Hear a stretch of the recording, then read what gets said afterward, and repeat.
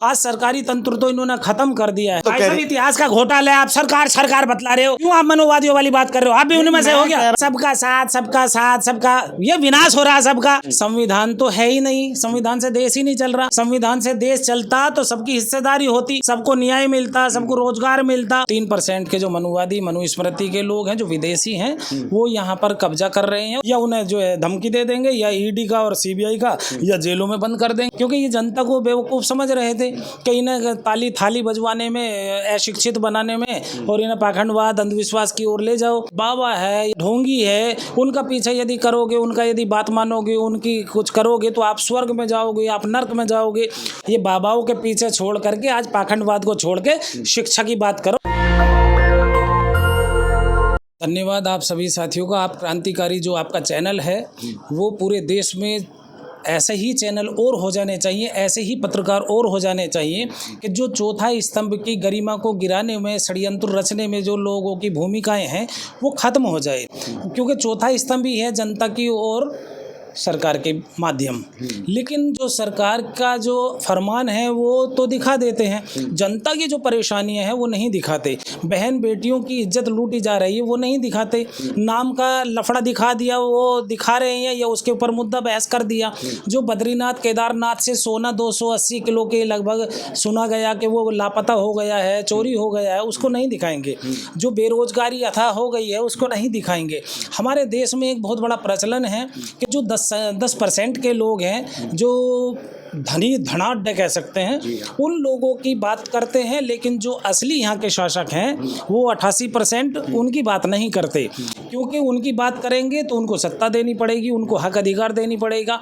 इस शिक्षा की बात नहीं करते, शिक्षा की बात करेंगे तो वैसे ही पास कर दो नाम के लिए, और फिर क्या करेंगे भैया ITI करो ना। अब जातिवाद यानी जातियों पे बांटने का आज भी वही है कि जो जिसको काम करेगा उसको वही करना होगा। क्योंकि यदि ज़्यादा बड़ा शिक्षित हो जाएगा, इंटर के पास हो जाएगा, ग्रेजुएट हो जाएगा, पोस्ट ग्रेजुएट हो जाएगा, हक अधिकार मांगेगा, अधिकारी बनेगा, इंजीनियर बनेगा, डॉक्टर बनेगा। इंटरप्ट करूंगा, क्या लगता है सरकार की क्या मंशा रही होगी कि फिर कि ढाबों पर और जो काम करने वाले हैं मालिकों के नाम लिखें और जो लोग वहां काम करने वाले हैं उनका नाम लिखा जाए?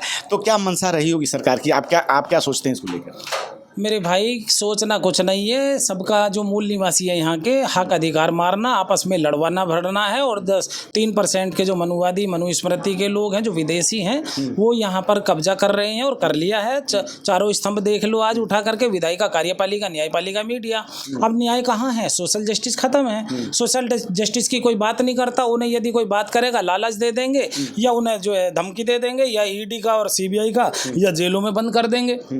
यदि आप भी बात करोगे तो मेरे साथी अभी कई सारे हैं जो सोशल मीडिया की आवाज़ जनता की पहुंचाते हैं। समता, समानता, न्याय, बंधुता, स्वतंत्रता की यदि कोई बात करता है उसको जेलों में डाल देते हैं। 24 दिन की काट के आए। बहुत लोग अभी मेरे साथी 3 महीने की भी काट के आए। अच्छा, सोशल साइट एक्स पे कई लोग जो है ये लिख रहे हैं कि नाम लिखने में समस्या क्या है? नाम के साथ ही आदमी की पहचान होती है, तो अपनी पहचान छुपा के लोग क्यों मतलब इस तरह की बात कर रहे हैं कि नाम नहीं लिखा जाना चाहिए? मेरे भाई देखिए, मुस्लिम समाज को ये टारगेट कर रही हैं। मुस्लिम समाज के लिए तो बहुत ही गोल्डन चांस है ये कि हम लोगों का जितना भी इन्होंने षड्यंत्र रचना है वो साफ सुथरा हो जाए। मुस्लिमों को ये बदनाम करने का षड्यंत्र कर रहे हैं, क्योंकि वो सूसू करता है तो भी पाक होता है, तब भी अपनी सिसन को, मूत्र नली को धोता है।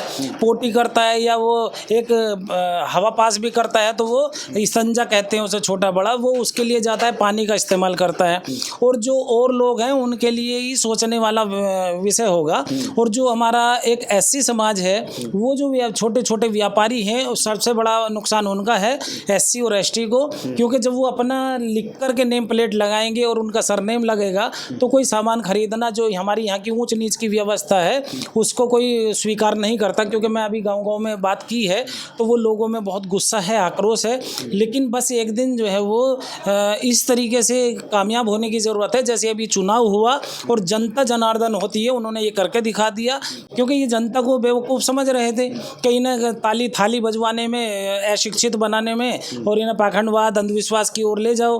क्योंकि हमारे जो देश में है, इन्होंने एक षड्यंत्र रचा कि जो आप वर्क कर रहे हो या एक बाबा है या एक ढोंगी है, उनका पीछे यदि करोगे, उनका यदि बात मानोगे, उनकी कुछ करोगे तो आप स्वर्ग में जाओगे, आप नर्क में जाओगे। अरे भैया, जब तुम इस दुनिया में किसी के साथ मानवता का व्यवहार नहीं करोगे तो ऊपर वाला क्या देखेगा? जो इस दुनिया में आपने एक दूसरे के साथ में मानवता का व्यवहार किया वही आपके साथ जाएगा। यदि आपने अच्छा व्यवहार नहीं किया एक दूसरे के साथ में तो ऊपर वाला रब भी क्या करेगा? वो भी कहेगा यार ये तो जो मेरे ही बनाए हुए लोगों, मेरे बनाए हुए जो बंदे थे, उन्हीं के साथ में इन्होंने जो है गंदगी मचाई है, तो मैं इसे कहाँ से जन्नत में दूँ, इसे कहाँ से स्वर्ग में दे दूँ? तो वो तो ये वाला छोटा सा पॉइंट है, ये सोचने और समझने की बात है केवल। जो आप और हम आए हैं, उस माँ के पेट में 9 महीने तक पल बढ़ के आए हैं, उस पानी खाना जो माँ का जा रहा था वही हम बने हैं।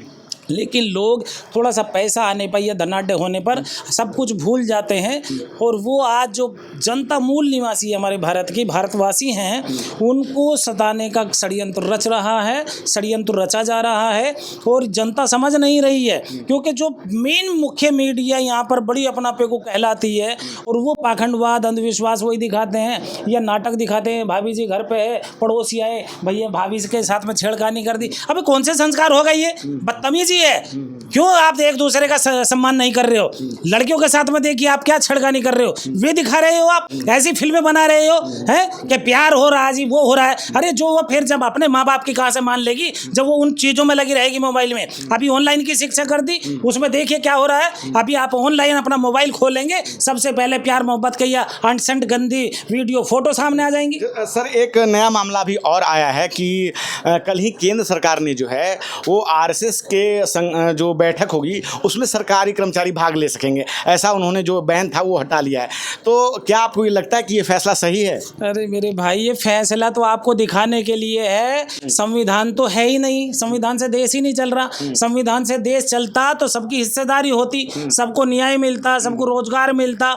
आज सरकारी तंत्र तो इन्होंने खत्म कर दिया है और निजीकरण कर दिया। निजीकरण भी ठेकेदारी कर दी, ठेकेदारी भी जो उनकी मर्जी होगी वो होगा। यानी आरक्षण तो ये लोग कर रहे, ईडब्ल्यूएस है, वो प्रतिनिधित्व जो है वो खत्म कर रहे हैं। उसको आरक्षण का नाम दे करके लोगों को गुमराह करके उसमें गलत गलत भावनाएं फैलाई, और उसमें कुछ हमारा समाज भी, बहुजन समाज भी जो है दोषी है कि उन्होंने जो है शासन सत्ता के या वैसे उनको आरक्षण के बल पे जो उन्हें सुविधाएं मिली भारतीय संविधान से, तो उन्होंने अपने एक दूसरे का सम्मान नहीं करा। सरकार तो कह रही है कि सब चल जाएगा। हाँ, सरकार तो कह रही है। इतिहास का घोटाला है, आप सरकार बतला रहे हो, क्यों आप मनोवादियों वाली बात कर रहे हो? आप भी उनमें से हो गया। कह रहा हूँ कि सरकार कह रही है कि सबका साथ, सबका विकास, सबका प्रयास करती है। यार सबका साथ, सबका ये विनाश हो रहा है सबका। किसका साथ हो रहा है बताइए मुझे, किसका साथ दे रही है आप? पहले मोदी जी को देख लिए, वो जिस संविधान में उसमें संसद में गए थे उन्होंने उसका माथे पे लगाया था है, क्योंकि वो संविधान के बदौलत उन्हें वो मिला, और वहां जाते ही उन्होंने वो संसद बदल दी।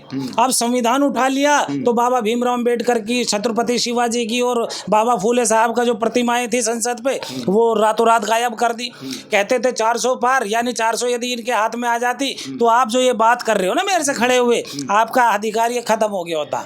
क्योंकि आज जो हमारे संसद में इन्होंने सिंगुल स्थापित किया है वो है सामंतवादी, तानाशाही रवैया, और वही चल रहा है। अभी भी मनमानी कर रहे, जबकि विपक्ष मजबूत है आज, लेकिन विपक्ष भी वो काम नहीं कर पा रहा है क्योंकि वो भी गुलाम बना हुआ है। उसे भी ये लालच आ रहा है कि यदि हमने मुस्लिमों की बात कर दी हक अधिकार की तो हमसे और रूठ जाएंगे। अबे बेवकूफ़ो, ये सुनो, ये समझो कि जो यहाँ का मुस्लिम है वो विचारधारा ही तो चेंज है भाई। जो सिख है वो विचारधारा है, ईसाई है वो विचारधारा है, बौद्ध है वो विचारधारा है। तो बौद्ध में की बात करो, यहाँ समता समानता न्याय बंधुता स्वतंत्र की बात करो, कोई स्वतंत्रता की बात नहीं करता है। आज आपसे आपकी आने वाली नस्लें आपसे पूछेंगी कि आप तो आज़ादी में जी लिया, हमें गुलामी में छोड़ गए। सबसे पहले उनका फिक्र करो जो आपकी आने वाली नस्लें हैं। आप जन्नत में और जो दोजक में और जो स्वर्ग में और नर्क में तब जाने की बात करना। ये बाबाओं के पीछे छोड़ करके आज पाखंडवाद को छोड़ के शिक्षा की बात करो। जो शिक्षित होंगे तभी अपने हक अधिकार होंगे, वरना कुछ नहीं होगा। अधिकारों के लिए आपको सड़कों पे आना पड़ेगा। यदि अधिकार नहीं है तो तुम लोग सब खत्म, हम ख़त्म कुछ नहीं। तो आपने सुना राजुद्दीन गादरे साहब को, जिन्होंने अपनी बात रखी। क्या है आपकी राय इस पूरे बातचीत पे? आप अपनी राय हमें कमेंट बॉक्स में जरूर बताएं। मैं रंजय कुमार, कैमरामैन श्रवण के साथ, नेशनल दस्तक। धन्यवाद। नेशनल दस्तक की आपसे गुजारिश है कि अगर इसको बचाना चाहते हैं तो नेशनल दस्तक को सब्सक्राइब करने के लिए रेड कलर के सब्सक्राइब बटन को दबाएं, फिर बेल आइकन की घंटी दबाएं। नेशनल दस्तक को बचाने के लिए बहुत जरूरी है कि हर खबर को शेयर करें, लाइक करें, कमेंट जरूर करें।